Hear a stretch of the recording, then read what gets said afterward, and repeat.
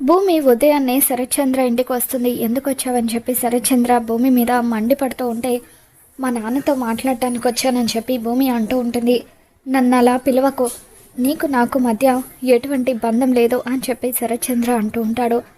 Please నాన్న, ఒక్కసారి నా అభ్యర్థనను వినండి అని చెప్పి భూమి అంటూ ఉంటుంది. నేను వద్దన్నా కూడా నువ్వు చెప్పకుండా వెళ్ళావు కదా, ఏంటో చెప్పు అని శరత్చంద్ర అంటూ ఉంటాడు. దాంతో భూమి రేపు శివకి పూరికి నిశ్చితార్థం నాన్న అని చెప్పి అంటూ ఉంటుంది. దాంతో ఆ మాట వినగానే బిందు ఏడుస్తూ ఉంటుంది. కృష్ణప్రసాద్, చెర్రీ వీళ్ళంతా కూడా హాల్లో ఉంటారు. శివ తరపున నిశ్చయతాంబూలాలు అందుకోవడానికి నిన్ను అపూర్వ పిన్నిని పిలవడానికి వచ్చాను అని చెప్పి భూమి అంటూ ఉంటుంది. ఇక దాంతో శరత్చంద్ర, నువ్వే నా కూతురువి కాదనుకున్న తర్వాత సంబంధం లేని వాళ్ళతో నాకు బంధాలను కలపొద్దు అని చెప్పి శరత్చంద్ర మండిపడుతూ ఉంటాడు.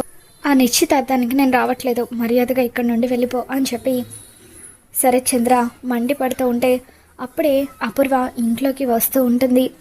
వెళ్ళాలి బావా అని చెప్పి అపూర్వ అంటూ ఉంటుంది. ఎంత కాదనుకున్నా భూమి నీ కూతురు బావా, వెళ్ళకపోతే ఎలా అని చెప్పి అపూర్వ అంటూ ఉంటే అపూర్వ మాటలకు కృష్ణప్రసాద్ భూమి ఇద్దరు కూడా షాక్ అవుతారు.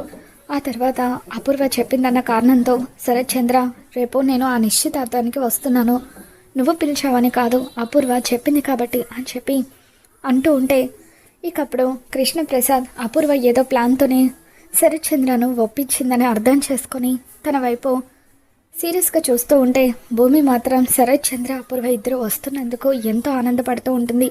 బిందు ఏడుస్తూ గదిలోకి వెళ్ళిపోతుంది. మరి రాబోతున్న ఎపిసోడ్లో ఏం జరగబోతుందో మళ్ళీ మన ఛానల్లో తెలుసుకుందాం. ఈ వీడియో మీకు నచ్చినట్లయితే తప్పకుండా లైక్ చేయండి.